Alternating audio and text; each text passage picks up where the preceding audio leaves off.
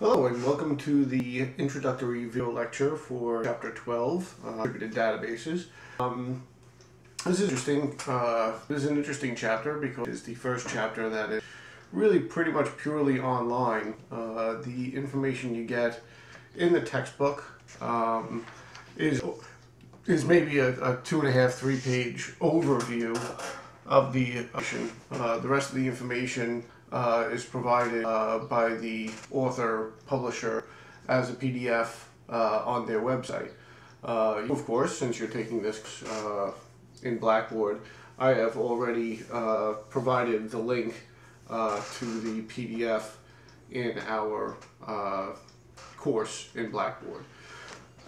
So, I include this chapter because this is distributed databases are such a common element in the database environment in the real world that you need to be aware of the complexities associated with distributed databases. So when we talk about objectives, we're going to talk about defining some new terms as usual. Why would a business have distributed databases? What are the characteristics of a distributed database environment? What are advantages and risks associated with distributed databases? What strategies and options are available for designing a distributed database environment? We're going to talk about synchronous versus asynchronous data replication and partitioning, which is a typical aspect of a distributed database environment. We are going to talk about optimizing query processing when you've got distributed databases, and what are the features of several distributed database management systems that are available out there. So we will, when you talk about distributed databases, what you have to think about is, again, a corporation, a multinational corporation, something like Citibank, that has to ensure that you don't have someone sitting in Nassau County and someone sitting in Nassau in the Bahamas both try to access an ATM and withdraw their information, withdraw money from their bank accounts at the same time. How is that controlled?